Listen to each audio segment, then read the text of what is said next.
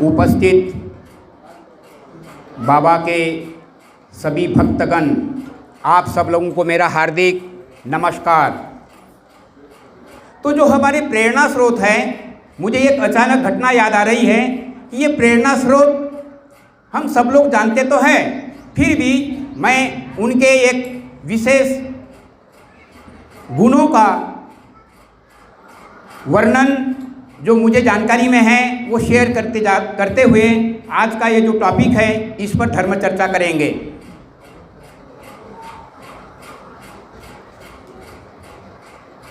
बाबा ने जब जन्म लिया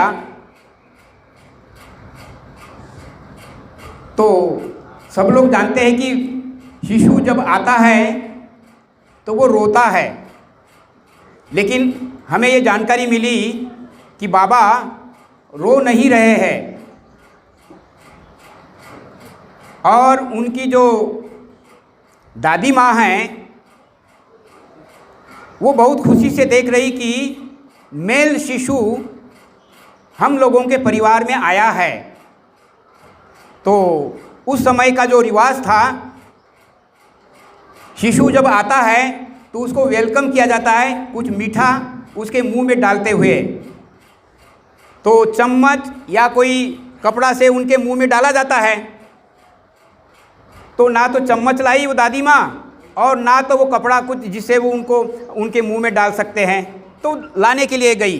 तब तक जब वापस आते हैं तो दादी माँ देखती है कि वो शिशु अपने ही हाथ से कटोरा को उठा करके पी रहा है। तो दादी माँ को ये समझ में आया कि ओहो, ऐसा तो वही कर सकता है जो युग पुरुष के रूप में आता है। तो ऐसे युग पुरुष आए हैं इस संसार में और उन्होंने अनेक अनेक प्रभात संगीत के द्वारा उसको सरल भी बनाया, अपना परिचय भी दिया। अब समय के लिमिटेशन में वो आए क्यों? जो पुराने भक्त लोग हैं, यहाँ बहुत विद्वान लोग बैठे हैं मैं जानता हूँ, परंतु कुछ नए भी लोग हैं। तो पुराने लोगों के लिए please you take it as a your refreshing this sharing, और जो नए लोग हैं उसको गौर से आप नोट करिए। मैंने रेडीमेड ये जो आज का टॉपिक है इसको बहुत ही सिस्टमेटिक ढंग से डायग्राम के रूप में बना रखा है। आप जाने के पहले इसको अपने मोबाइल में कैमरा में ले लीजिएगा, दिस विल हेल्प यू। तो टॉपिक है न्यू ह्यूमनिस्टिक गार्जियनशिप। दूसरे शब्दों में, जैसा कि हम सब लोग जानते हैं, साइंस और टेक्नोलॉजी ने आज विशेष प्रोग्रेस किया है। इसके बावजूद भी कुछ प्रमा के अभाव में, प्रमा का मेरा कहने का यहाँ मतलब है कि आज का मनुष्य इन जनरल अभी तक उनको समझना बाकी है कि मनुष्य शरीर ही नहीं है। मनुष्य शरीर से ज़्यादा मानसिक है और ज़्यादा मानसिकता से और ज़्यादा आध्यात्मिक है। हाउ?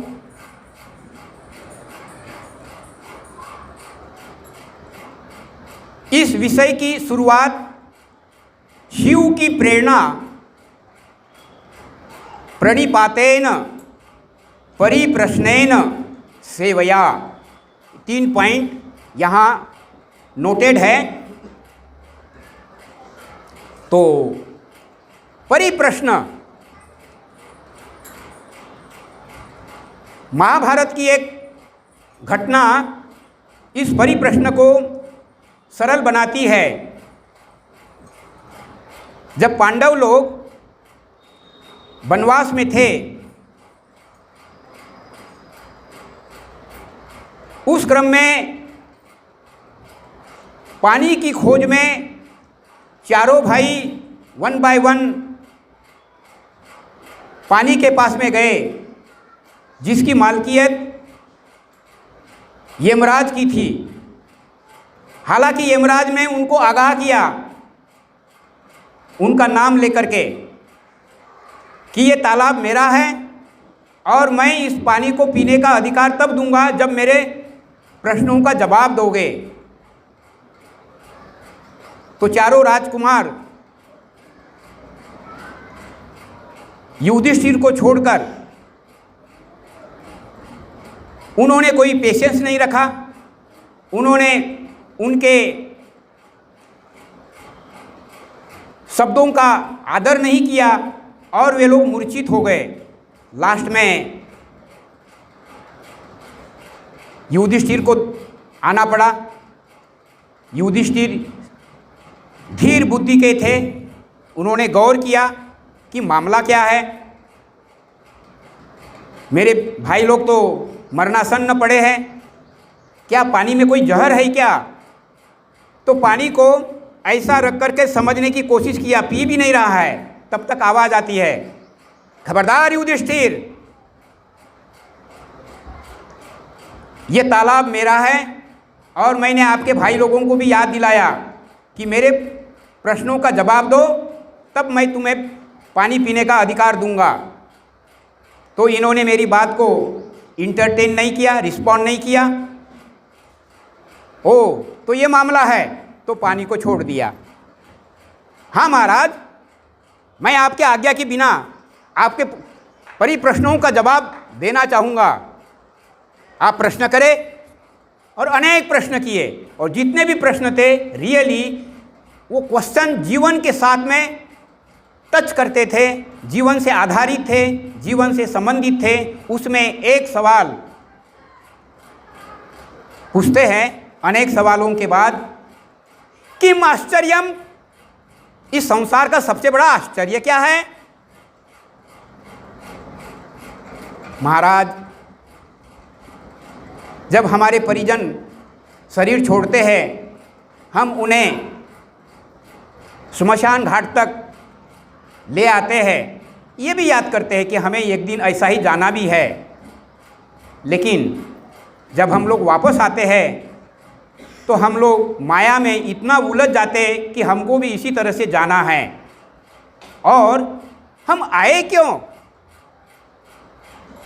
कहाँ से आए हैं, यही सबसे बड़ा आश्चर्य है। अनेक सवालों का जवाब यमराज रूपी धर्मराज ने पूछा था। वही धर्मराज ही पुत्र थे युधिष्ठिर का। तो उन्होंने उनकी परीक्षा के रूप में बोला कि पुत्र, तुम मेरे परीक्षा में पास हो गए हो, रियली तुम धर्मराज हो, तुम युधिष्ठिर हो। फिर भी अब उनकी परीक्षा पूरी नहीं हुई थी। बोले, मैं खुश होते हुए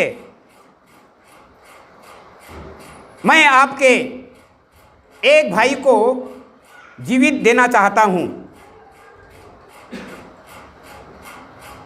तो महाराज, अगर एक ही भाई को, मेरे एक ही भाई को अगर जीवित देना है तो नकुल को दो। अरे अरे, ये क्या मांग लिया तूने? नकुल तो वीर है, लेकिन भीम और अर्जुन महावीर है।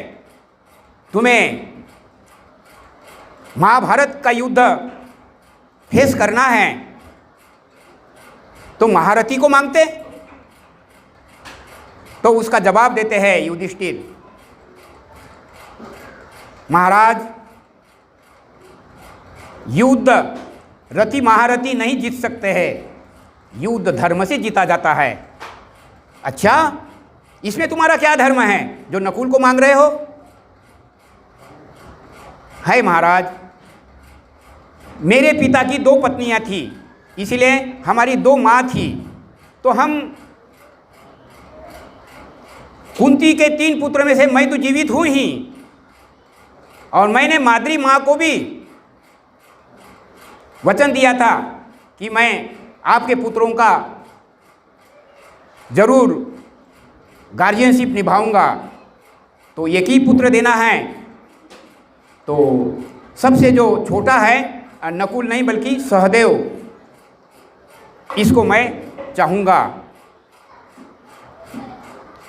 तो उनके विवेक संगत, धर्म संगत आंसर को सुन करके वो पूरी तरह से संतुष्ट हुए, बोले तथास्तु, लेकिन मैं सारे भाई लोगों को एक नया जीवन देना चाहता हूँ और मेरी शुभकामना भी है धर्म की स्थापना में। आइए वही महापुरुष जिनके नाटक के तहत पांडवों को वनवास भी भोगना पड़ा, बाद में उन्होंने युद्ध भी जीता, लेकिन भगवान कृष्ण के रूप में जो आए थे उस समय उन्होंने वादा किया था, जदा जदा ही धर्मस्य ग्लानिर्भवति भारता अभ्युत्थानं अधर्मस्य तदात्मानं सृजाम्यहं परित्रणाय साधूनां विनाशाय च दुष्कृतां धर्मस्य संस्थापनार्थाय संभवामि युगे युगे। तो वो आए आज कृष्ण के बाद, और उन्होंने पाया, जिसकी चर्चा हम लोगों ने, हमारा ये जो ट्रेनिंग कैंप था 2 दिवसीय, 8 अप्रैल और आज 9 अप्रैल का, तो कल के क्लासों में हम लोगों ने शेयर किया कि त्रुटिपूर्ण व्यवस्था, पूंजीवादी व्यवस्था के कारण, साम्यवादी व्यवस्था के कारण और संप्रदाय के कारण आज मनुष्य किम कर्तव्य मूढ़ है, दिशा भ्रमित है। परमात्मा नाम की ऊर्जा हमारे भीतर में है, लेकिन हम उसको बाहर खोजते हैं। तो वो आए और उन्होंने जो दर्शन दिया, तो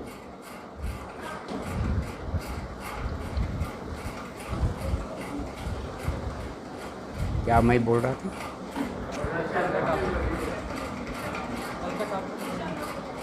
जो टॉपिक था व्हाई दिस सोशल फिलॉसफी,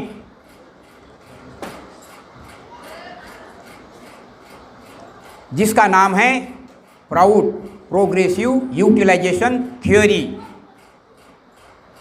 तो थोड़े शब्दों में विद्वान लोग सब लोग जानते भी हैं कि त्रुटिपूर्ण पूंजीवाद,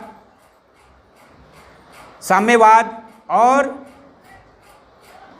डॉगमा रूपी, अंधविश्वास रूपी परमात्मा को मानने की परिपाटी संप्रदाय,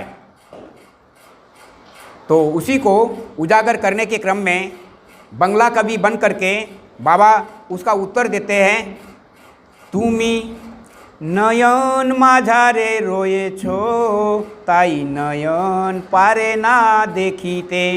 हे प्रभु, तुम मेरे आँखों में भी रहते हो, फिर भी मेरी आंखें तुझे देख नहीं पाती। ऐसी सत्ता, उस सत्ता का नाम है दार्शनिक रूप में ब्रह्म। आपके राइट हैंड साइड में ब्रह्म, जो नया लोग हैं, इसको समझाया गया है दार्शनिक दृष्टि से ब्रह्म शिव शक्त्यात्मकम ब्रह्म। शिव मीन्स कॉन्शसनेस, चेतनामय सत्ता, और मतलब जो सोच सकते हैं, चिंतन कर सकते हैं वो सत्ता। लेकिन चिंतन करने के साथ में उसको एग्जीक्यूट कौन करेगा, उसको कार्यान्वित कौन करेगा, उसको कार्यान्वित करने वाली शक्ति, दैट इज कॉल्ड प्रकृति। तो प्रकृति का एक ट्रायंगल बना हुआ है उसी के बगल में, उसमें यस माने सत, स माने सत, त माने तामसिक और र माने राजसिक, सतोगुनी, तमोगुनी और रजोगुनी रूपी प्रकृति, जो कि वो शिव की ही शक्ति है, वो पुरुष के आदेश पर, पुरुष कहते हैं, अभी यहाँ हैदराबाद से भी कुछ इने गुने लोग, भक्त लोग अभी वहाँ जमालपुर में बाबा नगरी में पहुँचे थे, तो बाबा का एक हम लोगों को ऑडियो वीडियो सुनने को मिला। बाबा कहते हैं बड़े गौर से इसी का आंसर देने के क्रम में, बताओ जी, जो संसार का मालिक है, सब सर्वशक्तिमान है, था और वो रहेगा। बोलो तो अगर वो अकेला रहता उनको कैसे मन लगता? सर्वगुण संपन्न है, बोलो ना जी। बाबा इसी तरह से पूछते हैं सारे भक्त लोगों को कि तुम्हारे परम पुरुष अकेले थे तो वो अकेले कैसे रहते? तो यही आंसर है जो पंडित लोग हैं सोकाल, वो पूछ रहे कि परमात्मा को ये कलरफुल वर्ल्ड बनाने की क्या आवश्यकता थी? हाँ, आवश्यकता थी। परमात्मा सर्वशक्तिमान हैं, रहेंगे। ऐसे ही सर्वशक्तिमान सत्ता अकेली थी। उन्होंने सोचा ये को हम बहुश्यामी, I am one, let me be many, मैं एक हूँ अनेक हो जाऊँ, ऐसा उन्होंने सोचा। तो उन्होंने सोचा और ये संसार बना। लेकिन एकाएक नहीं बनता है, दही भी एकाएक नहीं बनता है। दही का बनना एक टेक्निकल विज्ञान है। सभी लोग दही बना भी नहीं पाते हैं, बनता भी है तो बहुत ज़्यादा खट्टा बन जाता है कभी कभी। तो ये संसार कैसे बना होगा? समय का लिमिटेशन होने के कारण मैं बहुत थोड़ा फास्ट भागूंगा और डेप्थ में नहीं जा पाऊंगा इस विषय के। शॉर्टकट में यही है कि सतोगुण, रजोगुण, तमोगुण में से कोई दो गुण अनइक्वल जब हो जाते हैं तो वहाँ से एक रिजल्टेंट फोर्स आता है बाहर, और वहाँ से एक पहली फीलिंग आती है, आई एग्जिस्ट, ऐसी एक फीलिंग आती है।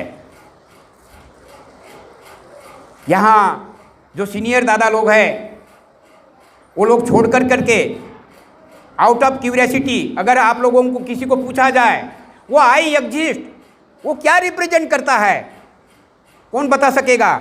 ज़रा हाथ उठाइए। तो ये हमारा फैमिली फोरम है और हम थोड़ा जानना चाहेंगे कि आपको इस विषय की कितनी पकड़ है। Anybody can raise your hand, those who can reply. हाँ, आपने मेरा क्लास अटेंड कर रखा है, यू कैन रिप्लाई। और है क्या लोग? आप बता लीजिए थोड़ा।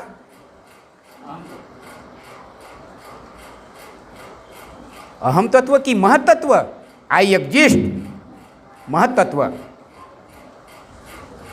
उसके बाद में अहम तत्व। चलो आपको कुछ मार्क्स मिल चुके हैं, लेकिन 100% मार्क्स मिलते महत्त्व का फॉर्मेशन होता है। उसके बाद अहम तत्व और उसके बाद में चित्त तत्व। अब ये तीनों अहम, तीनों मतलब महत, अहम और चित्त, इसको दार्शनिक बड़ा अच्छा एक्सप्लेनेशन है फिलोसॉफिकल इन इंग्लिश। महत्त्व मैं हूँ, आई एग्जिस्ट, आई डू, मैं करता हूँ, मैं देख रहा हूँ, दैट इज अहम तत्व। और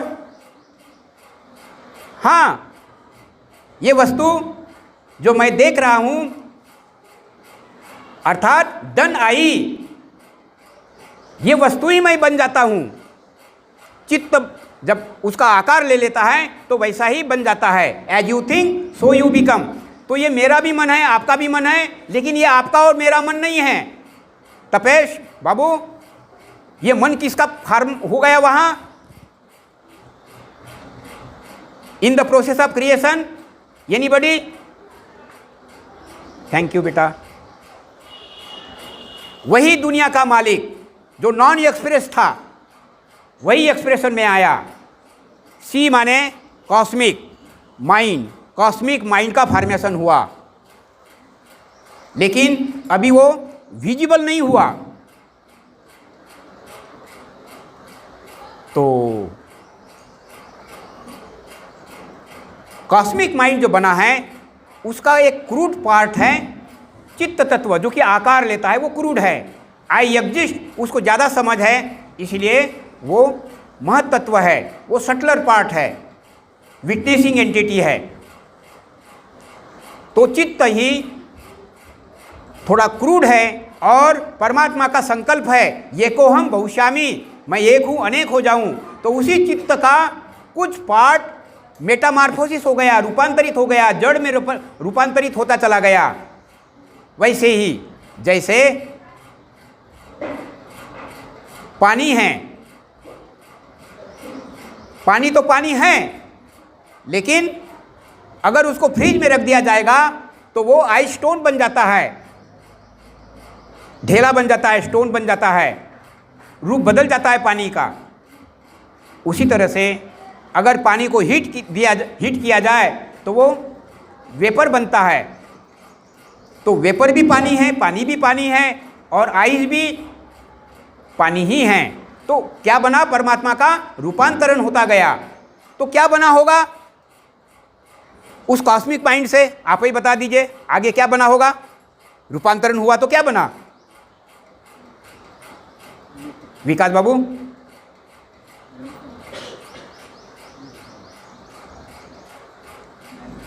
बन चुका है वहां पंचमहाभूत। लेकिन पंचमहाभूत में से कौन सा भूत पहले आएगा? कौन? किसने बोला क्षिति? आपने बोला? किसने बोला क्षिति तत्व? बोलिए ना। ये फैमिली फोरम है, डोंट माइंड। हम लोग अपने परिवार में हैं, ये बाबा की फैमिली है। This is sharing and this is refreshing also for the seniors. किसने बोला क्षिति तत्व? चुप भी रह रहे, बोल भी नहीं रहे हैं। क्षिति तत्व का फॉर्मेशन बाद में होता है, क्योंकि उसमें उसको पहचानने के 5 लक्षण हैं। उसको इन्फेरेंसेंस कहा जाता है। हिंदी में क्या बोला जाता है? तन्मात्रा।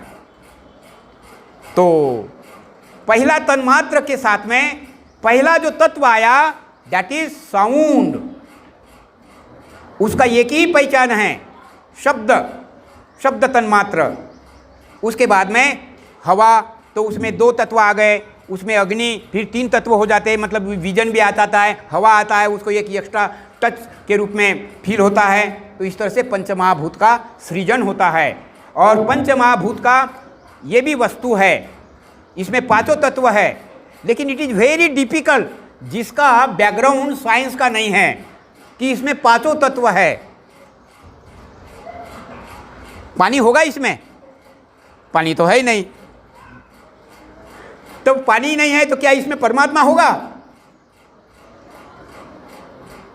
It is very difficult to accept. है परमात्मा, पानी भी है, सुसुप्त अवस्था में है, डॉर्मेंट स्टेज में है। और ऐसा ही डॉर्मेंट स्टेज में हमारी ऊर्जा, जिसको नेक्स्ट टू गॉड कहा जाता है, कुल कुंडलिनी शक्ति, वही परमात्मा का सृजन। ये कैसे आया होगा? तो जब ये पंचमहाभूत का एक स्ट्रक्चर बनता है तो फिजिक्स के लैंग्वेज में फिजिक्स का लॉ कहता है कि इस स्ट्रक्चर पर 2 फोर्स काम करते हैं, सेंट्रीपिटल एंड सेंट्रीफ्यूगल। भीतर से और बाहर से 2 बल काम करते हैं। और जब बाहर का बल ज़्यादा विनिंग होगा, डोमिनेटिंग होगा, तो ये वस्तु पंचमहाभूत की है, वो अपने अपने पंचमहाभूत में समा जाती है। लेकिन अगर इनर फोर्स अगर विन होगा तो वहाँ से एक नई सत्ता एग्जिस्टेंस में आती है, और उसका नाम है वाइटल फोर्स। प्राणः इन संस्कृत, एमीबा एक कोशी जीव प्लांट्स में रहता है। प्लांट्स में एक कोशी जीव भी होते हैं, फिर धीरे धीरे अनेक कोशी जीव भी आते हैं। तो वो विकास का क्रम शुरू होता है, इसको डार्विन ने भी एक्सेप्ट किया है। लेकिन ये पंचमहाभूत कहाँ से आए, इसकी चर्चा वो नहीं कर सका। इसकी चर्चा दर्शन करता है, गीता करते हैं। शिव का जो ज्ञान है वो देता है। तो बाबा बहुत ही साइंटिफिक ढंग से ये कहते हैं कि प्लांट्स, एनिमल्स, तो प्लांट वर्ल्ड, एनिमल वर्ल्ड, उसके बाद मनुष्य जगत आया। पहले नहीं भेजा मनुष्य को, पहले प्लांट्स को भेजा, एनिमल्स को भेजा। इसका मतलब सूक्ष्म रूप में ये हमें गौर करना है। ये जो कोरोना काल आया है और वो अभी तक पीछा नहीं छोड़ रहा है, तो वैज्ञानिक लोग ये बतला रहे हैं कि ये जो प्लांट्स हैं इसको केयर करने के लिए मनुष्य को भेजा गया है। प्लांट्स को, एनिमल्स को, इसकी केयर करने के लिए ये हमारे दोस्त है। तो इसके साथ में हम लोगों ने बहुत अत्याचार किया, अत्याचार कर रहे हैं, इसीलिए कोरोना अभी भी पीछा नहीं छोड़ रहा है। अल्टीमेटली वो विषय प्रमुख रूप में नहीं है, फिर भी एक तो मनुष्य का जन्म हुआ और वो मनुष्य शरीर तो धारण कर लिया, शरीर तो है, लेकिन शुरू का मानव अनडेवलप्ड, आज का मानव मोस्ट डेवलप्ड, फिर भी most developed and most undeveloped. एक घटना आपको भी याद रहे, इसलिए मेरा एक अनुभव है। जब मैं अफ्रीका में था, एक क्रिश्चियन फैमिली से मेरी दोस्ती हो गई और वो क्रिश्चियन हमारा लिटरेचर पढ़ करके, हमारी क्रियाओं को देख करके, योगा की, वो सारी फैमिली आकर्षित हो गई। साधना भी सीख लिया, लेकिन साधना सीखने के शुरुआत में वो चूँकि स्टॉन्ज क्रिश्चियन थे, तब बोलते स्वामी जी ये जो किताबें हैं आपकी, ये जो लिटरेचर है, ये साइंस ऑफ योगा का बहुत सुंदर एक्सप्लेनेशन साइंटिफिक दे रहा है। So I am very much interested to learn, but I am at the same time staunch Christian, तो मैं क्रिश्चियन ही बना रहूँगा, लेकिन मैं साधना सीखना चाहता हूँ। तो हमने कहा कि मैं आपको स्टॉन्ज क्रिश्चियन बनने में मदद करना चाहूँगा और हमारा मेडिटेशन मदद करेगा। तो साधना सीख लिया, उनको अच्छा लगा, सारी फैमिली जुड़ गई। मांस मछली तो कॉमन है वहाँ, प्याज लहसुन भी उन्होंने छोड़ दिया। जब हमारी खिचड़ी को उन्होंने खाया, बिना प्याज लहसुन का टेस्ट किया हमारे आश्रम में, हाँ, लेकिन वो खिचड़ी हाथ उंगलियां चाट करके खाया उन लोगों ने, मैं देख रहा था। तो बोले बिना प्याज लहसुन से इतना स्वाद है, तो दोस्ती हो गई। तो वो जो साइंटिस्ट थे वो हमारे पड़ोसी थे, और केनिया एक बहुत छोटा सा देश है, तो बोलते कि मैं पूरे केनिया का इंचार्ज हूँ, मैं सवेरे जाता हूँ, शाम को आता हूँ। ये देखिए मेरी कार है, इसमें 10-12 लोग बैठ सकते हैं, लेकिन मुझको अकेला जाना पड़ता है, गवर्नमेंट ने मुझको दे रखा है। तो आपको टाइम मिलेगा तो मेरे साथ में चलिए, मैं नया नया अपने साइंटिस्ट लोगों से परिचय कराऊंगा, उनको भी आप मेडिटेशन सिखाइएगा। सिखाते गए।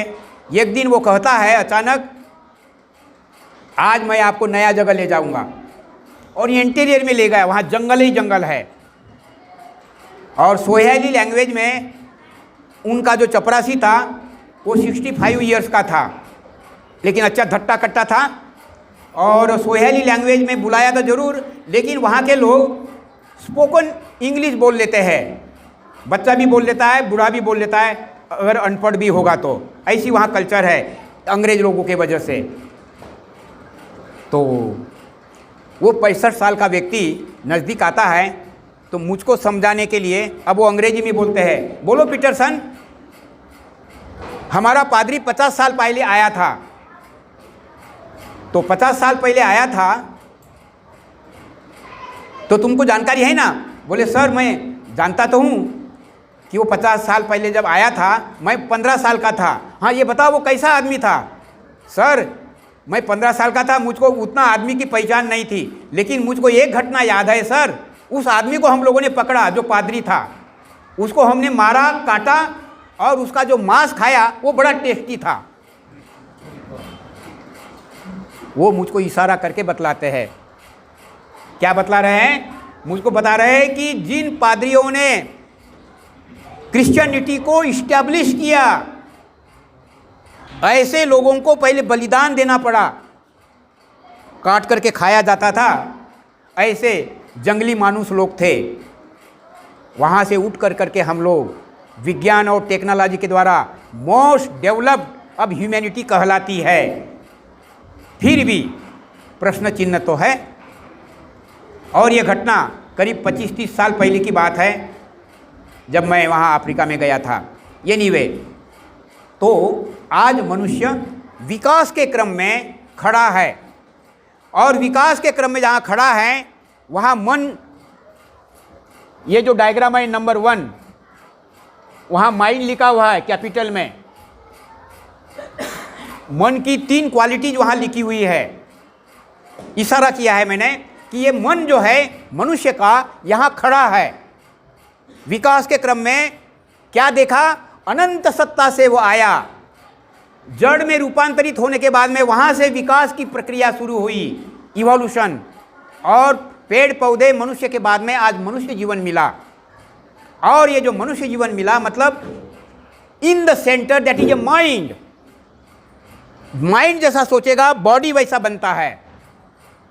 तो इस मन का 3 क्वालिटीज है कि मन कोई ना कोई विषय लेकर के रहता है।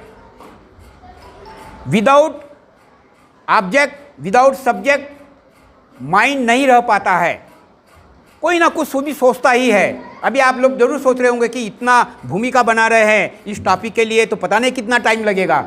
आपके मन में ऐसा सोच आ रहा है। तो हमने तो वादा किया कि सारा मैं बिल्कुल समय के भीतर ही लंच के पीरियड में ही, उसके पहले ही मैं इसको कंक्लूड करने जा रहा हूँ। तो माइंड वो बिना सोचे नहीं रहता है, एक क्वालिटी। और मन का स्वभाव है यादृश्य भावना यस्य सिद्धिर भवति तादृश्य। जैसे सोचेंगे वैसा ही बनता है। As you think so you become. जिस वस्तु को हम आंखों के बीच में बैठाएंगे, देखेंगे, सुनेंगे, उसका इंप्रेशन हमारा मन रूपी चित्त, मन का मतलब एक पार्ट, वो वैसा ही बन जाता है। तो गुरुदेव आनंद मूर्ति जी ने वही सीक्रेट उजागर किया इस टॉपिक के भीतर में। हमारे मन को जड़ता से, सूक्ष्मता से तदस्थिति जहाँ से आए उस स्थिति को प्राप्त करना है। वही मनुष्य का उद्देश्य है। दूसरे शब्दों में मनुष्य का उद्देश्य क्या है? To know the self, who am I, मैं कौन हूँ, इसको जानना है।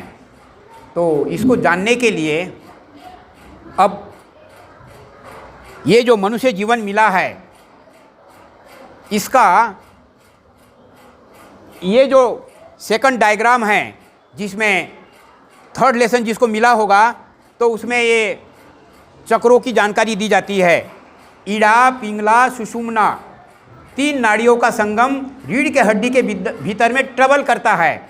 और रीढ़ के हड्डी के भीतर में मुख्य रूप से 3 नाड़ियाँ है। ये जनरल लोगों को जानकारी में है, लेकिन जो भीतर में, जो मिडल में है, यस माने सुषुम्ना, उस सुषुम्ना के भीतर चित्रानी है और उसके भीतर ब्रह्मानी भी है। और वहाँ चक्रों का फॉर्मेशन होता है। मूलाधार चक्र जो कि शरीर पृथ्वी से बना है, मतलब सॉलिड फैक्टर है, जल फैक्टर है, अग्नि फैक्टर है, वायु और आकाश, 5 तत्वों से बना है। तो उसके 5 कंट्रोलिंग पॉइंट्स ये चक्राज है, लिखा हुआ है। आप उसको जरूर, इसको फोटोग्राफी कर लेंगे तो आपको आपको रिकलेक्ट करने में मदद मिलेगी। तो जहाँ ईड़ा पिंगला सुषुम्ना तीनों का जो संगम है वहाँ हार्मोनल सीक्रेशन होता है। वो हार्मोनल सीक्रेशन उसको हिंदी में रसक सरण कहा जाता है। तो ये जो डायग्राम है, ये वाला डायग्राम, इसमें रसक सरण होता है और नर्व सिस्टम है, ग्लैंडुलर सिस्टम है, वहाँ रसक सरण होने के क्रम में वो रसक सरण प्रभावित होता है लिम्फ के माध्यम से। वो जो लिम्फ है, ये लिम्फ क्या है? ये लिम्फ है द फूड वी ईट, उसका एक्सट्रैक्ट। जैसे दूध का रूपांतरण अल्टीमेटली किस में? घी में। उसी तरह से जो भोजन हम लोग करते हैं उसका जो अल्टीमेट जो ट्रांसफॉर्मेशन होता है वो है लिम्फ। लिम्फ माने शुक्र, जो ओज है, मनुष्य की ऊर्जा शक्ति है, जिसको बाद में बच्चे को जन्म देने के लिए भी यूज किया जाता है, या उस ऊर्जा को और भी सूक्ष्म बनाया जाता है। और जब अब और भी सूक्ष्म बना देंगे, क्योंकि वो ऊर्जा है, ऊर्जा कैन बी ट्रांसफॉर्म, तो crude energy can be transform into subtle energy and subtle energy can transform into the subtlest one, काजल में रूपांतरित होती है। तो इसी आधार पर बड़े बड़े सन्यासी लोग भी बने हुए हैं उस ऊर्जा को ट्रांसफ़र करने का सीक्रेट सीखने के बाद। तो ये जो सीक्रेशन होता है, अब सीक्रेशन के क्रम में जिस क्वालिटी का भोजन होगा उसी क्वालिटी का वो लिम्फ बनेगा। इसीलिए शॉर्टकट हमारे आनंद मार्ग में 16 पॉइंट के माध्यम से प्रमिताहार, शुद्ध सात्विक भोजन लेना है, ऐसा रेफरेंस आता है, उसका पालन करना पड़ता है। क्यों प्याज लहसुन नहीं लिया जाता है? क्यों तामसिक भोजन नहीं लिया जाता है? तो जो प्याज लहसुन है, जो भी नशा वाला भोजन है, जो भी मांसाहार भोजन है, इसको सबको तामसिक भोजन कहा जाता है। किसको तामसिक भोजन कहा जाता है? जो इच्छाओं को भड़काता है, और इच्छाओं का जन्म भी वहाँ ही होता है जहाँ रसक सरण होता है। जैसा मूलाधार में 4 वृत्तियों का जन्म हो रहा है, ये डायग्राम 2 में बतलाया गया, दिखाया जा रहा है, धर्म, अर्थ, काम और मोक्ष। इसी तरह से 50 इच्छाओं का जन्म होता है। बड़ी कंट्रोलिंग पॉइंट ये जो अनाहत है, यहाँ 12 इच्छाओं का जन्म होता है। फॉर एग्जाम्पल, आशा, चिंता, चेष्टा, ममता, दंभ, विवेक, विकलता, अहंकार, लोलता, कपटता आदि आदि। ऐसे 50 इच्छाओं के गुलामी में ये मन जीता है। तो इस मन को चैनलाइज करने के लिए अब भोजन एक इम्पॉर्टेंट पार्ट है। दूसरा चीज, ये जो शरीर है, ये शरीर है ही नहीं। अरे ये शरीर नहीं तो फिर क्या है विजय जी? क्या है? शरीर शरीर नहीं है तो फिर क्या है बाबू? ये शरीर अन्नमय कोश है। What we eat that is our mind. तो उसी से सेल बनते हैं। तो जैसा खावे अन्न ऐसा होता है मन। इसीलिए शॉर्टकट, अभी कोरोना के स्टडी ने, रिसर्च ने ये जानकारी दिया कि 80% अल्कलाइन भोजन लिया करो और 20% एसिडिक भोजन, मतलब दाल, चावल, भात, रोटी, दलिया, ठोस पदार्थ 20%। 80% के लिए प्रेरणा आती है कि उसमें अल्कलाइन हो, साग सब्जी हो, छाछ हो, milk and milk product, fruits हो, कुछ सलाद हो। इस तरह से 80% उसको कंपलसेट करने से body will be more fluent, more positive, more energetic, and in the process we will able to control our will power. उससे हमारा जो इम्यून सिस्टम है that will also be more strong. ये हेल्प करने वाला है इम्यून सिस्टम को ultimately strongest बना के रखने के लिए। अब हम लोग आगे बढ़ते हैं। और वही नव्य मानवतावादी दृष्टिकोण में इस्टेब्लिश करने में मदद मिलेगा। तो समय के लिमिटेशन में ये जो हार्मोनल सिक्रेशन हो रहा है, इसमें एक और पार्ट है यहाँ, आभोग, चिंतन। मन सोचते रहता है, बिना सोचे रहता ही नहीं, जैसा कि हम लोग जानते हैं। तो आज जैसी कल्चर है वैसा ज़्यादा सोचता है, तो मटेरियल कल्चर तो ज़्यादा है। भौतिकवादी दृष्टिकोण, सांप्रदायिक दृष्टिकोण, तो इसके वजह से मन जो ज़्यादा से ज़्यादा सोचता है वो मटेरियलिस्टिक सोचता है, और मटेरियलिस्टिक जब सोचेगा तो वो इच्छाओं का गुलाम बन कर करके वो इच्छाएं उसको इस दुनिया में ही एंजॉय करने के लिए प्रभावित करेगा। तो इसी के एक चैलेंज को एक्सेप्ट करते हुए हम आध्यात्मिक साधक, हम लोगों का एक चैलेंजिंग दायित्व बनता है to channelize this our mind through Ashtanga yoga Sadhana, not material thing. क्योंकि जो भी वस्तु चीज है वो सब जड़ है। अभी टाइम है तो एक घटना और बतला देता हूँ।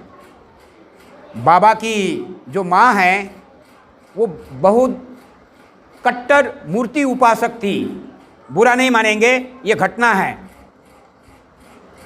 मूर्ति पूजा के उपासक लोगों के लिए ये एक कड़वी शिक्षा है। तो बाबा बता रहे हैं, इवनिंग के वॉक में 10-12 दादा लोग थे, तो बोल रहे कि मूर्ति पूजा ये बहुत ही निम्न कोटि की पूजा है।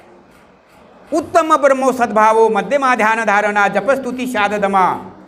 मूर्ति पूजा अधमाधमा वर्स्ट है, निकृष्ट है। क्यों? कि जड़ बना देता है माइंड को। तो क्या करना है? ब्रह्म साधना करना चाहिए। तो एक दादा नटखट थे, बाबा को बोलते हैं, बाबा आपने तो हमको स्वर्ग में लाया, आपके माँ का क्या होगा? वो तो सारी मूर्ति पूजा ही करती रहती है। तो ये तो बहुत कड़वा बात के लिए कड़वी बात बाबा के नॉलेज में डाल दिया। बाबा को पता ही है, तो बाबा को बहुत ही टच हुआ। तो एक हमारे दादा हैं, आप लोग सब लोग जानते हैं, यहाँ आए हुए हैं, स्वरूपानंद जी। स्वरूपानंद दादा जो है माँ के साथ में बहुत क्लोज रहे हैं। तो अरे स्वरूपानंद, तू तो मेरे माँ के साथ में बहुत क्लोज हो, ज़रा दोस्ती के भाषा से ज़रा बात करो ना, और ज़रा साधना सिखाने का कोशिश करो, साधना सीख जाएगी। तो बाबा ने तो आशीर्वाद दिया, साधना सीख लिया। और साधना सीखने के बाद दादा ने उनको इंस्ट्रक्शन दिया, माँ आप ये मूर्तियों की उपासना करती हो ना? हाँ। कब करती हो? तो बोले हम अपने सारे बच्चों को खाना पीना देते थे और उन लोगों को डब्बा भी दे देते, फिर फ्री हो जाते तो दरवाजे वगैरह बंद कर लेते हैं, नहा धो करके फिर बैठते हैं, उनकी पूजा कर लेते हैं। तो उसी समय में नहा धोने के बाद में थोड़ा ध्यान कर लेना, और मूर्ति पूजा जो करना है फिर बाद में करते रहना। थोड़ा ध्यान के लिए पहले टाइम दे देना, मन फ्रेश रहता है नहाने के बाद में। तो बैठ गई, दरवाजे वगैरह सब बंद करके, अकेली है घर में। तो जैसे ही वो ध्यान में बैठती है तो बाबा आकर के बैठ जाते हैं। अरे मैंने तुमको डब्बा दिया था, टिफिन दिया था, तुम तो वापिस चला गया था, यहाँ काहे के लिए मेरे पास में आ गया? वो डांट रही है, माँ है, मुझको डिस्टर्ब करने के लिए क्यों आए? मैं तो ध्यान में बैठी हूँ। तो बाबा तो भाव मूर्ति है, वो बोल नहीं रहे हैं, वो सिर्फ मुस्कुरा रहे हैं। तो उस दिन उसकी वही साधना हो गई। तो दादा थे जिन्होंने सिखाया, वो बहुत क्यूरियसिटी के साथ में क्या रिजल्ट मिलेगा इसके लिए बड़े वो चिंतित थे, क्यूरियसिटी थी उनको। तो गए आफ्टरनून, बोले माँ साधना में बैठी थी? अरे हाँ हाँ, मैं तुम्हारा इंतजार कर रहा था, देखो ना मैं ध्यान में बैठी, वो नटखट आया मेरे सामने बैठ गया, मतलब मेरा बेटा आ गया, तुम्हारा बाबा। तो दादा ने पेशेंस रखा, बोले आप तो सब दरवाजे वगैरह बंद करके ना बैठी होगी? अरे हाँ मैं बैठा था, फिर कैसे आ गए? मुझे नहीं पता, लेकिन आ गया हो। अच्छा ऐसा करना ना, खिड़की दरवाजे पूरे बंद कर देना दूसरे दिन में और फिर बैठना। तो दूसरे दिन में वैसे ही फिर किया उसने, और सारा दरवाजे खिड़कियाँ बंद है और साधना में बैठी, तब भी बाबा आकर के बैठ गए। बोले ये आज कहाँ से आ गए? अरे तो उसको कोई आंसर नहीं मिल रहा है। अब आंसर देने के लिए जैसे पहले दिन दादा आए, दूसरे दिन भी आ गए। बोले माँ आज क्या हुआ? अरे वो आज भी आया था। आज आया था तो वो गया कहाँ था? क्या मतलब? अरे वो भगवान बाहर भीतर सब जगह होते हैं, वो भगवान है क्या? तो क्या हम लोग बेवकूफ़ है? माँ को चैलेंज के साथ में बोलती है, वो दुनिया का मालिक है। आपने अभी अनुभव किया, सारे दरवाजे खिड़कियाँ बंद की और तब बैठी आप साधना में, आया कहाँ से? तो माँ सरल थी लेकिन मूर्ख नहीं थी। बहुत सीरियसली उसने गौर किया और जैसे ही उसको समझ में आ गया, अरे तुमने तो मेरी आंखें खोल दिया, मुझको तो साक्षात भगवान का दर्शन मिल गया। बहुत खुश हो गई। अच्छा ये मूर्तियों का क्या करना? तो बाबा की ही सारी वहाँ साइकोलॉजी काम कर रही है, बाबा का ही भाव वहाँ काम कर रहा है। तो दादा भी बड़े चालाक है। माँ आप क्या सोच रही हो? आपको तो आप ही तो मिल रही है कि साक्षात भगवान लिविंग गॉड मिल गए, आप क्या करना? तो बोले मैंने सोच लिया। क्या सोच ली हो? तुम कल आना, एक मेरे लिए थोड़ा कष्ट करना, मैं इस देवी देवताओं को नहा धो करके एक झोली में बांध दूंगी और तुम बहती गंगा में इसको विसर्जन कर देना। तो ऐसा ही कर दिया, दोपहर में कर दिया दादा ने उस तरह से। दूसरे दिन और फिर शाम के समय में बाबा के साथ में घूम रहे हैं। तो बाबा के साथ में जैसे ही मिलते हैं, बाबा को कहानी सुनाना चाह रहे हैं स्वरूपानंद दादा, सारी घटना। उसके पहले ही बाबा उनको थैंक्स करते हैं। बाबा बोलते हैं स्वरूपानंद तुम्हारा बहुत बहुत धन्यवाद। काहे का बाबा? अरे तुमने मेरे माँ का मूर्ति पूजा तो कम से कम बंद करवा दिया। अब बाबा को कोई बतलाया नहीं। तो बाबा अंतर्यामी हैं, दुनिया के मालिक हैं। ऐसा ही कल्याण करने के लिए ये सारे संसार का वो साक्षात आए हैं।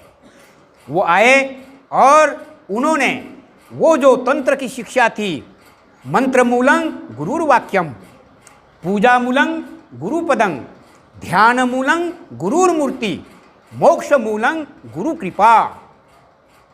हु इज दिस गुरु? गुरु मनुष्य नहीं हो सकता है। कैसे? माता पिता भी गुरु है। शिशु के लिए पहले माता पिता ही गुरु होते हैं। उसके बाद में बच्चा स्कूल में जाता है तो उसके गुरुजी लोग और भी आते हैं, कॉलेज तक जाते हैं, यूनिवर्सिटी तक जाते हैं, वो भी गुरु लोग हैं। लेकिन वो मनुष्य कोटि के लोग हैं। हम सब लोग मनुष्य कोटि के लोग हैं। तो गुरु की परिभाषा है ब्रह्मैव गुरुरेका ना परः।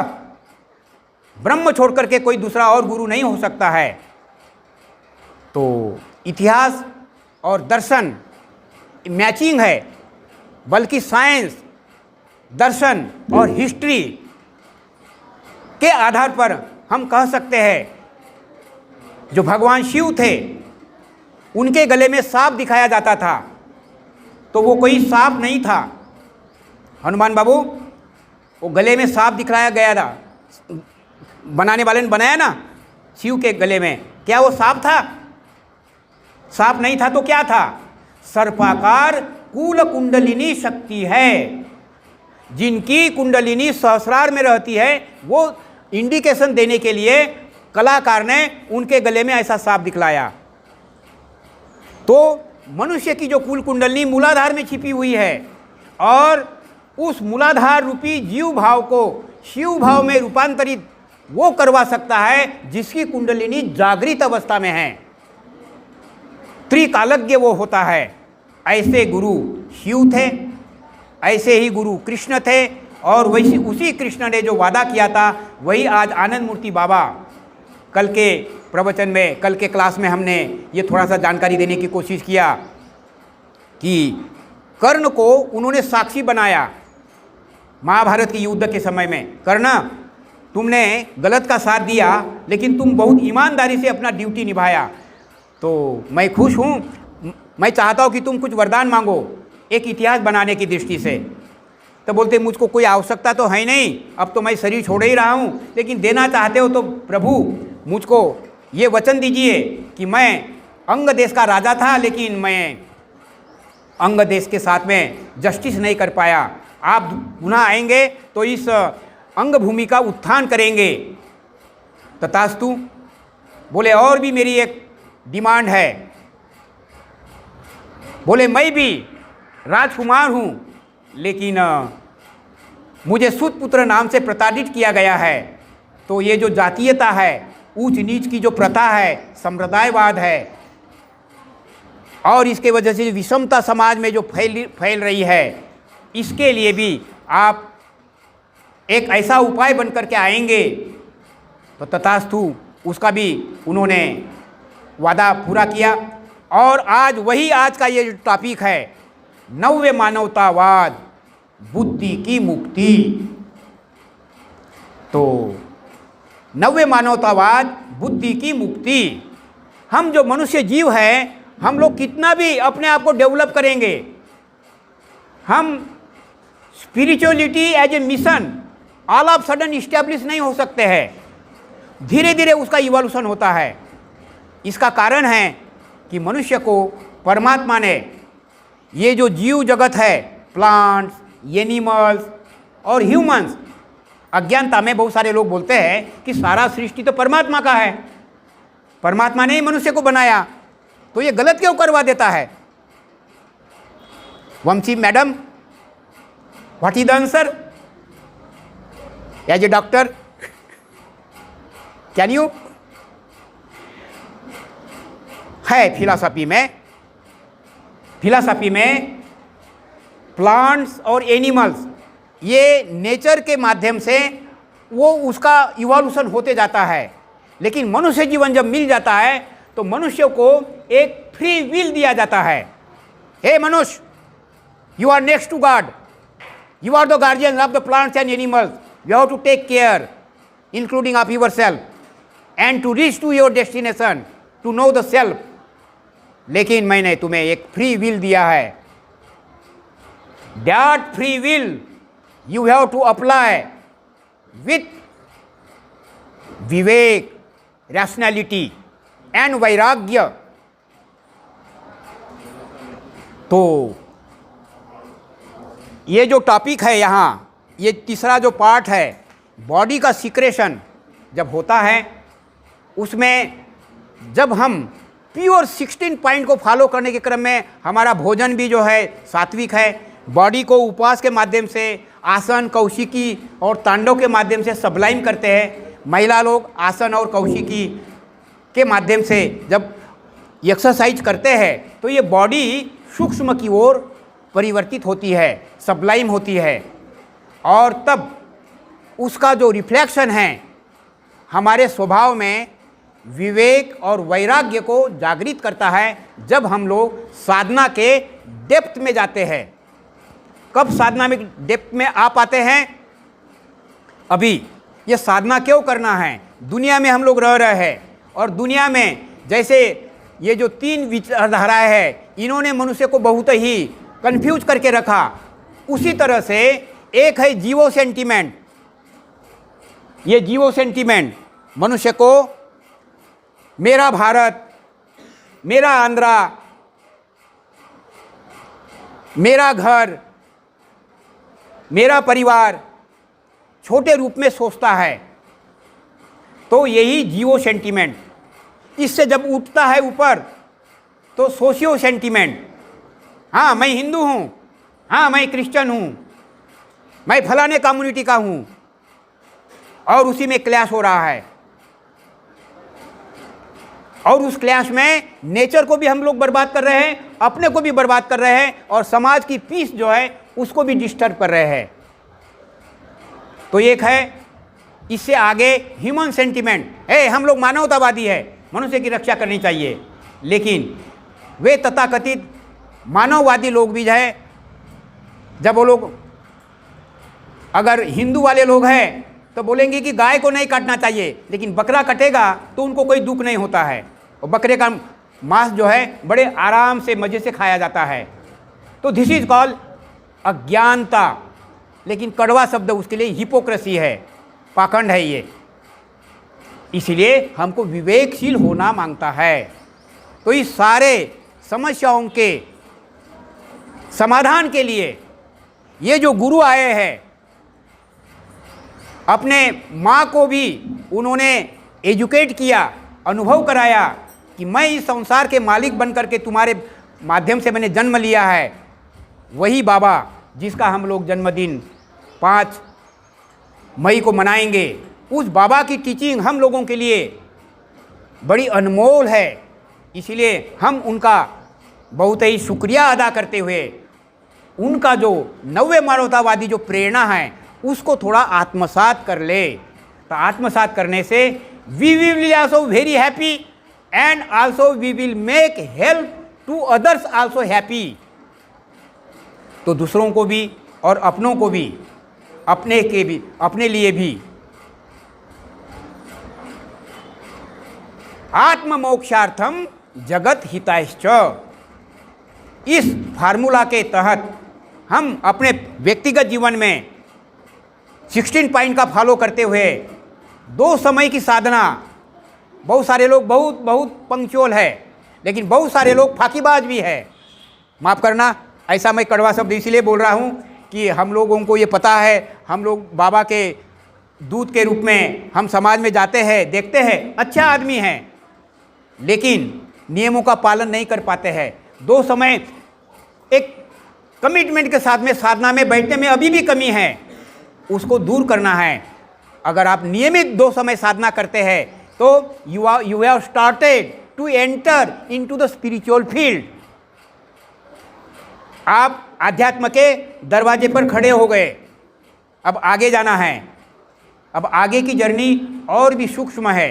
वो जो कूल कुंडलिनी छिपी हुई है मूलाधार में, जिसके लिए प्रेरणा है गुरु की, उन्होंने संकल्प लिया है हम साधक लोगों के उस सोई हुई ऊर्जा को जागृत करने के लिए ध्यायेत कुंडलिनीम सूक्ष्माम मूलाधार निवासिनीम तामिष्ट देवता रूपाम सा अर्ध त्रिवलयान्विताम कोटि सौदामिनी भासाम स्वयंभुलिंग वेष्टिताम। तो वो जो कुंडलिनी शक्ति है वो परमात्मा का छोटा अंश है। वो छोटा अंश इसीलिए है कि हम लोग जीव हैं, और हम लोग जीव क्यों कहलाते हैं? हम लोग अपनी इच्छाओं के गुलाम हैं। इसीलिए परमात्मा में और हम में बहुत थोड़ा सा अंतर है। वो अंतर क्या है? पाशबद्धे भवेत जीव, पाशों के बंधन में है तब तक जीव है। पास माने काम, क्रोध, लोभ, मोह, मद, मत्सर, आशा, ईर्ष्या आदि आदि इन इच्छाओं के, इसको जो टाइट करो।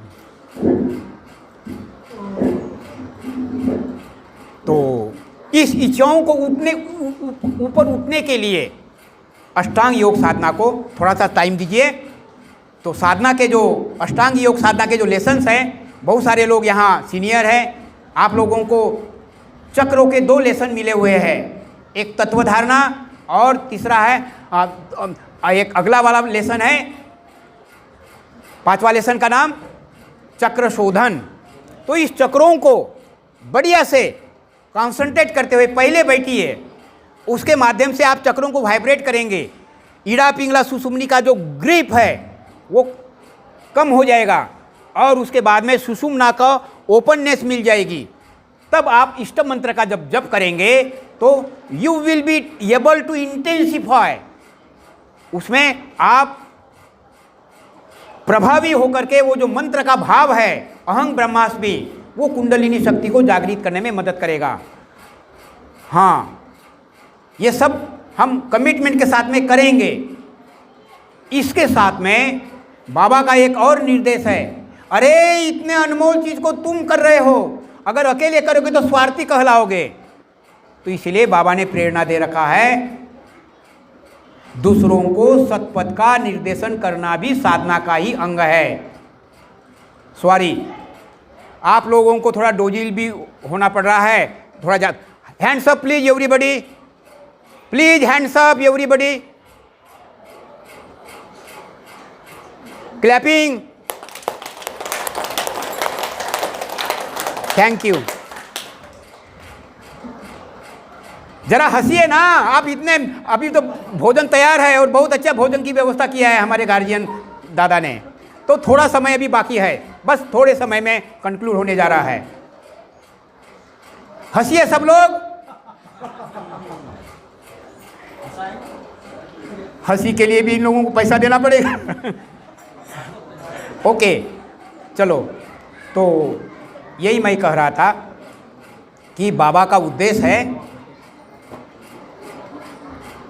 विवेक और वैराग्य को जागृत करना। जब हम विवेक और वैराग्य को जागृत करते हैं तो प्लांट्स, एनिमल्स ये भी मेरे मित्र है, ऐसी भावना डेवलप होती है।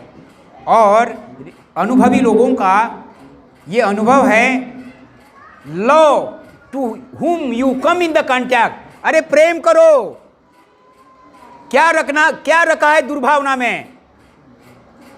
सुंदर कंचन काया पाकर माया में भरमाएगा, अरे छाया से क्या प्यास बुझेगी, रो रो जन्म गवाएगा। इसलिए प्रेम करो। To whom we come in the contact, enjoy. मुस्कुराने में क्या आपको जो क्या खत्म कोई नुकसान होता है, तो दूसरों को हंसमुख भी दिखलाना है। इसलिए बाबा का नियम है कीप स्माइलिंग, और दूसरा है humorous, don't take tension. Tension में क्यों जी रहे हो? मुझे पता नहीं वो घटना कितनी एप्रोप्रिएट होगी, लेकिन एक घटना याद आ रही, वही मेरे माइंड को हर्ट कर रही है। तो बाबा कहते हैं काहे के लिए टेंशन लेते हो? तो रांची में प्रभा संगीत दे रहे थे बाबा, शुरुआत हुआ था, देवघर से शुरू हुआ था, रांची में आ गए तो एक प्रभा संगीत दे रहे थे और रात का समय था, 8 बजे के लगभग। एक आचार्य विद्यार्थी थे, गृह आचार्य, उनकी 4-5 बेटियां और उनकी गृहिणी। अब बेटियां शादी के लिए तैयार होती है तो वो माँ जो है ज़्यादा प्रेशर डालती है गार्जियन पर, तो वो बहुत टेंशन में कभी कभी डाल देती थी आचार्य विद्यार्थी जी को। तो वो टेंशन के साथ में वो बाबा को मिलने के लिए आए और एक पेड़ के नीचे बैठे हुए हैं, बाबा सब जान रहे हैं। और वो टहलते टहलते बोले देखो देखो देखो वो पेड़ के नीचे ये कोई साधक बैठा हुआ है। जी बाबा, हाँ हाँ उनको बुलाओ हमारे पास में। वो नज़दीक आया, बाबा ने उनके कंधे में हाथ डाल दिया और टहल रहे हैं। अरे आचार्य विद्यार्थी, तुम्हारा छोटा सा क्रेमियम है, ज़्यादा सोचोगे तो फट जाएगा। काहे के लिए सोचते हो? मैं दुनिया को सोचने के लिए तो आया हूँ संसार में, मेरे ऊपर छोड़ दो। और उनके 5 बेटियों का चलते चलते शादी हो गया, सब जगह पर सेट हो गई। बाबा किसी को कोई कमी नहीं करते हैं, किसी भी क्षेत्र में कोई कमी नहीं करते हैं। और वो बोलते हैं तुम मेरे मिशन के लिए 1% करोगे, मैं तुम्हारा व्यास सूद के साथ 10 गुना दे करके मैं उसका कर्जा चुका देता हूँ, मैं किसी का कुछ नहीं रखता हूँ। तो बाबा अवघड़ दानी हैं और हम लोग बहुत सौभाग्यशाली है, ऐसे अवघड़ दानी गुरु के हम लोग शिष्य हैं, जिसका बर्थडे हम लोग 5 मई को मनाने जा रहे हैं। तो तपेश बाबू, मैं आपके लिए बहुत जल्दी प्लेटफॉर्म ख़त्म करने जा रहा हूँ। तो यही मैं कहना चाह रहा था कि अब ये जो विषय है नव्य मानवतावाद, बुद्धि की मुक्ति, ऐसे व्यक्तित्व के धनी उनकी गार्जियनशिप मतलब बेनावालेंट लीडरशिप, बेनावालेंट हितैषी। वैसा ही जैसे परिवार के जो गार्जियन लोग होते हैं वो अपने परिवार में थोड़ा डांट डपट भी करते हैं, प्यार भी देते हैं, तो प्यार भी आवश्यक है। और अनुग्रह, हम गुरु के शिष्य हैं तो हमें उनके गुरु के गुण हम में भी आते हैं, because he distribute his goodness. तो थोड़ा कठोर भी होना आवश्यक होता है समय के अनुसार में। और उसी दिशा में गुरु का जो पहचान है। शांतो दांतो कुलीनश्च विनीत शुद्ध वेशवान शुद्धाचारी सुप्रतिष्ठ सुचिर दक्ष सुबुद्धिमान आश्रमी ध्यान निष्ठंच तंत्र मंत्र विशारद निग्रहाय अनुग्रह शक्तो गुरु रित्या विधीयते। ऐसा गुरु मिले हैं। तो बोलेंगे ये इसका अर्थ क्या होता है भाई? इसमें 16 कलाओं का एक्सप्लेनेशन है। तो 16 कला तो एक्सप्लेन करने में बहुत ज़्यादा टाइम लग जाएगा। इसमें से 3 पॉइंट भी अगर लेंगे तो वो मनुष्य में नहीं मिलेंगे। वो गुरु और सदगुरु में ही वो 3 गुण होंगे। वो 3 गुण क्या है कि वो जो गुरु आएंगे उनका कोई गुरु नहीं होगा। शिव के कोई गुरु नहीं थे। कृष्ण के बारे में बोलते हैं कि उनके गुरु तो संदीपनी थे। नो, आई शैल जस्टिफाई। और बाबा के भी कोई गुरु नहीं है। तो संदीपनी के बारे में कहा गया कि संदीपनी तो गुरु थे। तो जो इतिहास कहता है जब कृष्ण और बलराम और उनके जो फ्रेंड थे सुदामा, जब उन लोगों की शिक्षा पूरी हो गई उन्होंने गुरुकुल को बंद कर दिया। फिर वो राजा लोगों के दरबारों में जाते थे और शिक्षा दिया करते थे। तो चले गए द्रुपद राजा के यहाँ। द्रुपद राजा के यहाँ गए तो उनको जो वर के अनुसार में उनकी बेटी बहुत जल्दी जो है विवाह के लिए तैयार हुई, द्रौपदी। तो बोलते हैं कि अर्जुन तो अकाट्य वीर था, धनुर्धर था, विश्वविख्यात, वो तो लाक्षागृह में मर गया। अब ऐसा कोई अगर विशेष व्यक्ति है तो बोले आपका वो शिष्य है कृष्ण, उसके साथ में मेरे बेटी का विवाह करा दीजिए। वो खुश होकर करके काफ़ी सेवा किए थे। तो संदीपन ने बोला कि कुछ वर मांगो, तो यही वर मांग लिया। तो बोले देखो जी मैं मदद करने के लिए तो तैयार हूँ, लेकिन जहाँ तक वर की बात है, पहली बात तो भगवान कृष्ण जो है वो भगवान है, वो मेरे शिष्य नहीं हैं। हाँ, मैं आपका मैसेज उनको ज़रूर पहुँचाऊँगा। तो बोले भगवान नहीं है तो क्या है वो, जानना चाहते हो? तो भगवान कृष्ण के बारे में वो बतलाते हैं सीक्रेट। बोलते हैं जब मैंने उनकी शिक्षा अभी पूरी कर ही लेना था और हम लोग पति पत्नी बहुत खुश हुआ करते थे कि पुत्र जैसे हमें ये शिष्य मिले हैं, लेकिन अब तो ये लोग चले जाएंगे। तो वो अंतर्यामी होने के नाते जानते थे कि हमारा कष्ट अभी पुनः शुरू हो जाएगा, क्योंकि हमारे पुत्र को हमारे आंखों के सामने राक्षस लोगों ने पकड़ा, मांस खाया और उसको मार दिया, मतलब मार के उसका मांस खा दिया। तो बोले मेरे आंखों के सामने तो मेरे बेटे को मर्डर कर दिया था राक्षस लोगों ने। तो मेरे गुरुकुल को छोड़ने के पहले वो भगवान साक्षात मेरा आदेश लेकर के बोले कि मैं कुछ दिनों में वापस आऊँगा और आपकी दक्षिणा पूरी करके ही मैं यहाँ से जाऊँगा। तो मेरे मरे पुत्र को वो जिंदा बना करके लाया और मेरे मरे हुए पुत्र को उन्होंने मुझको दान के रूप में दिया, गुरु दक्षिणा के रूप में दिया है। तब बोले मैं उनका शिष्य कैसे, वो मेरा शिष्य कैसे हो सकता है? ये विद्या तो मैं सोच भी नहीं सकता हूँ। वही भगवान आज बाबा आनंद मूर्ति के रूप में आए हैं। तो बाबा भी जो है चूँकि बहुत ही ये क्रांतिकारी विचारधारा दिया, जिसके लिए उनको जेल में भी रहना पड़ा, और जेल में अनेक ऐसी घटनाएं बनी हुई है जिसका कोई वर्णन कम पड़ जाएगा। तो समय के लिमिटेशन में एक घटना याद आ रही है। वो जज पूछते हैं बाबा का एक स्टेटमेंट लेने के क्रम में, बाबा I have to take your statement, in which language I shall record your statement? तो बाबा reply, see I know more than 200 languages of the world and you can record my statement in any language you prefer। तो स्वाभाविक था, वो कहते हैं कि मैं 200 से ज़्यादा भाषाएं जानता हूँ।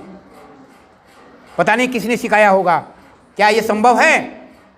ये असंभव है, लेकिन ये रिकॉर्डेड स्टेटमेंट है बाबा का कोर्ट में, तो वो डिस्क्लोज करते हैं।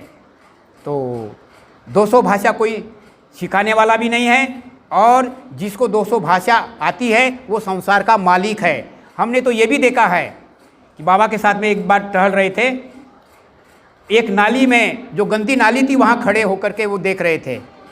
तो हम लोगों ने बोला बाबा बहुत गंदी नाली है, चलिए ना यहाँ से। नहीं जी ज़रा रुको ना। क्या काहे के लिए बाबा? बोले ये जो नाड़ी के जो कीड़े हैं ना, इनको मैं देख रहा हूँ।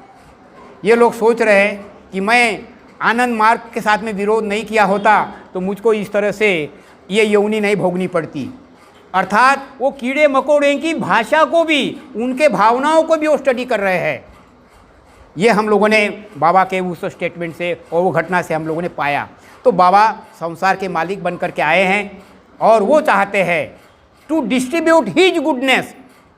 तो उसको उसमें इस्टेब्लिश होने के लिए बस आखिरी के 3 पॉइंट्स हैं। ऐसा तो ये बहुत बड़ा टॉपिक है। आध्यात्म में रत होना है, उसमें कमिटमेंट के साथ में शुरू करना है। लेकिन वो दरवाजे में आप खड़े हो गए, फिर दरवाजे के भीतर में जाना है। इनवर्ड जर्नी, वो कुल कुंडली को जागृत करने के लिए तो अष्टांगिक साधना को 2 समय करो। और जिनको ये सारा लेसन नहीं मिला है, जल्दी से जल्दी सीख लीजिए। यहाँ दादा लोग आते हैं, हम लोग दीदी लोग आते हैं और सब लोगों से हम लोग मदद लेते हैं, संस्था के काम के लिए ही सही, लेकिन मदद तो देते हैं आप लोग। तो आप लोगों का, हम लोगों का मैक्सिमम यूटिलाइजेशन के लिए साधना के पक्ष में भी जो है मैक्सिमम हमारा यूटिलाइज करें। और उस साधना को सेकंड पार्ट, पहला पार्ट हो गया कि साधना शुरू करना, that is spirituality as a cult, शुरुआत किया। No, that is not enough. उसमें मैडनेस आनी चाहिए, पागलपना आना चाहिए। और इसको मैं बहुत विस्तारित नहीं कर पा रहा हूँ कि अभी घड़ी की सुई जो है बहुत जल्दी जल्दी भाग रही है, तो इशारा कर रहा हूँ कि जिनको साधना के जो लेसन्स हैं, वैसे ये जनरल है भी नहीं। अच्छा होता है आचार्य के साथ में पर्सन टू पर्सन जब वो डिस्कस किया जाता है तो उसकी problem personal to person vary करती है। तो आचार्यों का फ़ायदा उठाइए और साधना के डेप्थ में जाइए। वो डेप्थ में जाना, उसका नाम है स्पिरिचुअलिटी इन एसेंस। सार लेना है, साधना का सार। तो उदाहरण के लिए चलो हम साधना करते हैं, थोड़ा मूर्ति पूजा को भी घंटी बजा लिया, कोई धूप बत्ती दिखा दिया, नो। प्रेम की गली अति सा करी, तामे समाये ना दो। 16 आना बाबा को, ये बाबा नहीं है, शरीर नहीं है, ये ऊर्जा है। जैसा कि बाबा माँ को दर्शन दिया उन्होंने, वो शरीर लेकर के थोड़ी आए थे ऑफिस से, वो तो भाव मूर्ति के रूप में वहाँ प्रकट हो गए थे और माँ ने उसको अनुभव किया, क्योंकि खिड़कियाँ दरवाजे तो सारी बंद थी। तो बाबा ने उदाहरण दिया कि मैं युग पुरुष के रूप में शिव और कृष्ण का मोस्ट मॉडर्न फॉर्म बाबा आए हैं। तो वो बाबा चाहते हैं कि बाबा का जो उद्देश्य है, बाबा का जो संकल्प है, विश्व हमारा, धरती अपनी, विश्व पिता के लाल, नया संसार बसाएंगे, नया इंसान बनाएंगे। वो नया इंसान है, वो 16 पॉइंट के माध्यम से अपने आप को इतना इस्टेब्लिश कर सके कि बाबा का उद्देश्य क्या है, मैं बाबा को खुश कैसे कर सकता हूँ।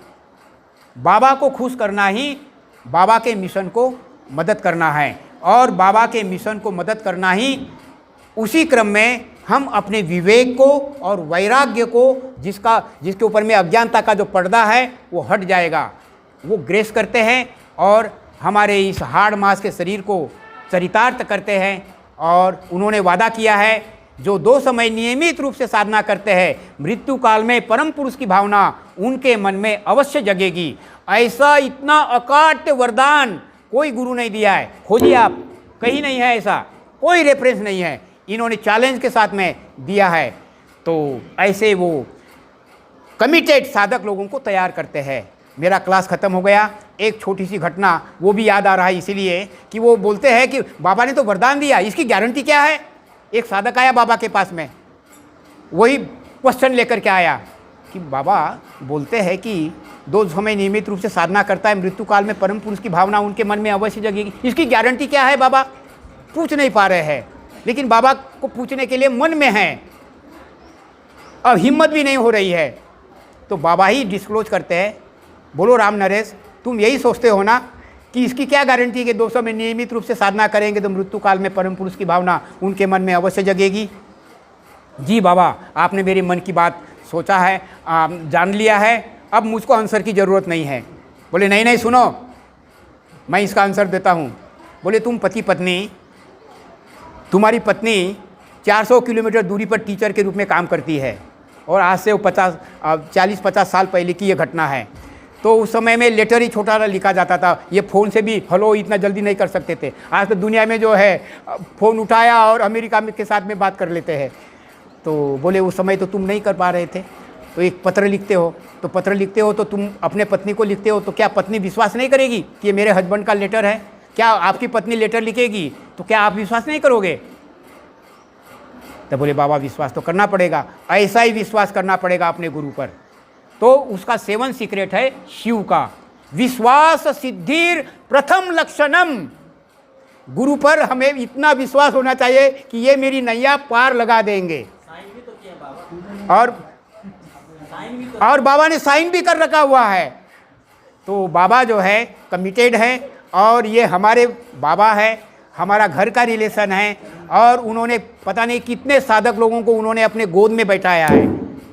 तो ऐसे बाबा का संकल्प है, ऐसे लोगों का समाज भविष्य में बनेगा।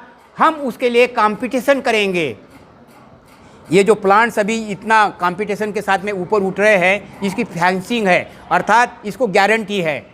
ऐसा ही गारंटी युक्त समाज चाहते हैं जिससे कि आज मटेरियलिज्म के लिए कंपटीशन होती है, मैं कितना धन कितना ज़्यादा कमा सकता हूँ, ये आज धन के लिए कंपटीशन है। कल जो कंपटीशन होगी मैं कितना अच्छा आदमी बन सकता हूँ, उसके लिए कंपटीशन बनेगी। जब निम्नतम आवश्यकताओं की पूर्ति युक्त सिक्योर सोशियो इकोनॉमिक सिस्टम बनेगा, वही बाबा का संकल्प है और वही इस क्लास का आत्मा है। इसी 2 शब्दों के साथ मैं अपने शब्दों को यहाँ विराम देता हूँ। आप लोगों का बहुत ज़्यादा समय लिया, धन्यवाद, नमस्कार।